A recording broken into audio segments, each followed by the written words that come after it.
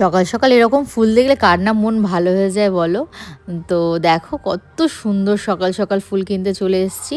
আর ফুলগুলো দেখে সত্যিই মনটা খুব ভালো হয়ে গিয়েছিল আমার। তো এটা 7 তারিখের ব্লগ, কারণ 7 তারিখে বড় একটা কাজ ছিল, তোমরা সকলেই জানো, আগের ব্লগগুলোতে শেয়ার করেছি, মেকআপের কাজ ছিল। 7 তারিখে আমার কোনো অর্ডার ছিল না রান্নার, আর 7 তারিখটা শুধু সারাদিন শুধু মেকআপই ছিল। তো চলো মেকআপের ভেন্যুতে চলে এসেছি, মুন সিটি। তো দেখো কত সুন্দর সাজিয়েছে, আগে যখন আসছিলাম পুরো ফাঁকা ফাঁকা। আর 7 তারিখটা যেহেতু রিসেপশন, কত সুন্দর সাজানো হয়ে গিয়েছে। আর এই হচ্ছে মিষ্টি দিদি, কারণ দিদিভাইকে এতটাই মিষ্টি দেখতে দেখো। আর দিদির ভাত কাপড়ের জন্য দিদির লুকসটা এরকমভাবেই সাজিয়েছিলাম, কারণ দিদির ফোরহেডটা অনেকটাই বড় ছিল আর হেয়ারটাও মানে তুলনামূলকভাবে কম। তো ওইটুকুনি আধ ঘন্টার মধ্যে যতটা সম্ভব হয়েছে সুন্দর করে সাজানো, সেটাই করে দিয়েছি। একদম দিনের বেলায় সিম্পল যে ডে লুক হয় সেটাই করা ছিল, কারণ ভাত কাপড়ের অনুষ্ঠান খুব একটা চড়া না, কারণ তার 1 ঘন্টার পরে আবার মেকআপ তুলে রিসেপশনের জন্য মেকআপ করতে বসে পড়েছিল। দেখো তো ভাত কাপড়ের অনুষ্ঠান হচ্ছে।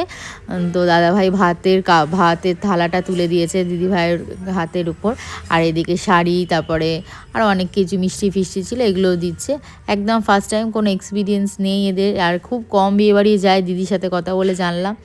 তো দেখো তো তারপরে আমরা সবাই খেতে বসে গিয়েছিলাম। তো তখন দিদিভাই সবার প্লেটে প্লেটে ভাত দিচ্ছিল, ভাত মানে পায়েস দিয়েছে, সবাইকে একটু করে পায়েস দিচ্ছিল।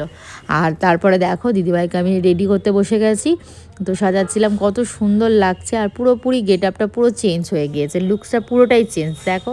আর তোমরা কমেন্টস করে জানিও কেমন হয়েছে রিসেপশন লুকসটা। আর দিদিভাইদের রিকমেন্ড ছিল যে যেন কলকাটা করা হয়, কারণ এই এখনকার দিনে অতটা কলকা মানে রিসেপশানে চায় না অনেকেই।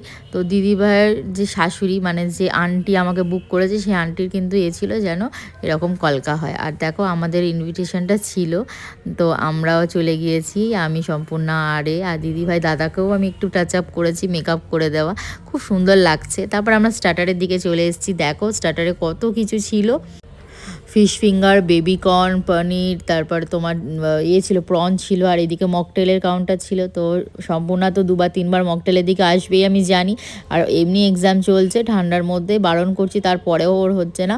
একবার অরেঞ্জ খেয়ে গেছে, তা আমি বলছি এই লাইম সোডাটা খা, দেখবি হজম হবে। তো লাইম সোডাটাই খাচ্ছিল, আমিও একটা নিয়েছি। আর তার আগে এসে একবার ওর অরেঞ্জ খাওয়া হয়ে গেছে, ম্যাঙ্গো খাওয়া হয়ে গেছে।